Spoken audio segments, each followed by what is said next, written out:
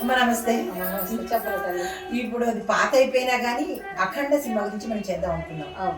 అయితే అఖండ సినిమాలో ఉన్న అదేంటి, ఆ తత్వం ఏంటి, భగవద్గీత గురించి మన విలన్లు వాళ్ళు కూడా, అంటే విలన్లు ఆ దేశంలో ఉండే చైనా దేశస్తులు మన భగవద్గీతను గుర్తించారు కదా, ఇలా దీని గురించి ఆ ధర్మం గురించి ఓ 4 వాక్యాలు.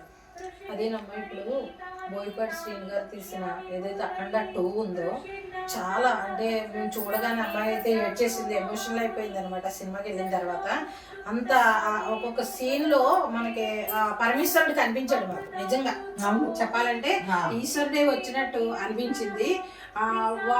తక్కువ జనంతో, పెద్ద జనం కూడా పెద్ద హీరో అందులో ఉన్న ఏమీ లేదు, ఉన్న తక్కువ మంది అయినా కానీ మంచిగా తీయటం, మనకి ఏదైతే కుంభమేళాలో వచ్చిన ఏదైతే అక్కడ జరిగిన ఇష్యూ తీసుకుని దాని మీద వీళ్ళ మందు కనిపెట్టడం కానీ అది కానీ అన్ని కూడా మెడిసిన్ గురించి చాలా బాగా తీసారు. తర్వాత తల్లి చచ్చిపోయినప్పుడు ఆ ఆత్మ వెళ్ళిపోతుంటే కూడా చచ్చిపోయి ఆత్మ బయటకు వచ్చేస్తే, అంటే అఖండ కొడుకు రాకుండా కొడుకు ఎక్కడో ఉండి ధ్యానంలో కూర్చున్నాడు, తల్లి చచ్చిపోయిందని తెలుసు.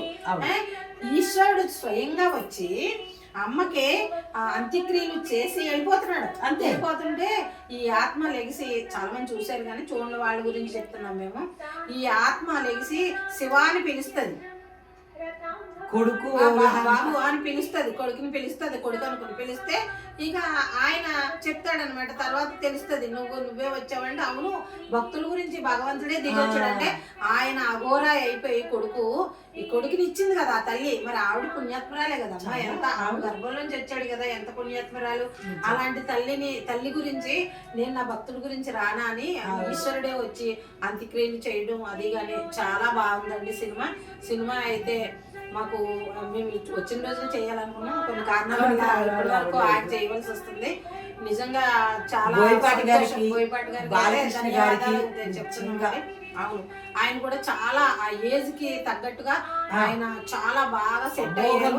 ఆ పాప గాని మేము మెడిసిన్ తయారు చేస్తాం కదా, ఆ పాప గాని అందులో యాక్ట్ చేసిన వాళ్ళు అంతవరకు ఎంత అయితే తక్కువ ఉన్నారు, విలన్లు కూడా మంచి విలన్ని తగ్గట్టు విలన్ని పెట్టారు కాబట్టి సినిమా చాలా బాగుందండి. ఎవరైనా ఇప్పుడు ప్రతి వాళ్ళకి నచ్చాలని ఏమీ లేదు, వాళ్ళకి వేరే వాళ్ళకి నచ్చకపోతే నచ్చకపోవచ్చు, కానీ ఇప్పుడున్న సనాతన ధర్మాన్ని ఎలాగైతే మనం గౌరవించుకోవాలి, పూజించుకోవాలనే విషయంలో అయితే మన భగవద్గీతని శత్రు దేశాలే చదువుతున్నాయి.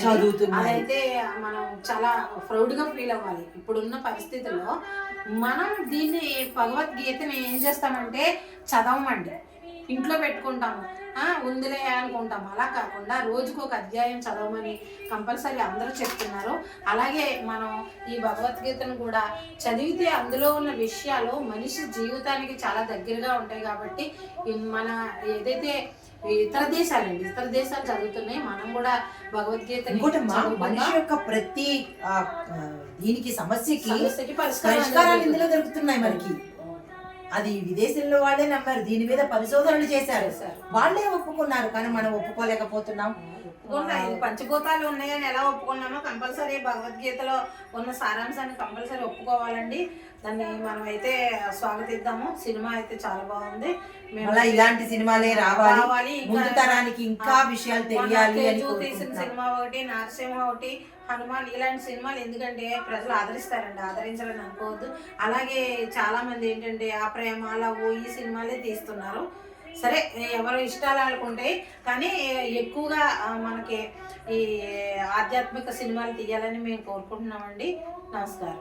నమస్తే.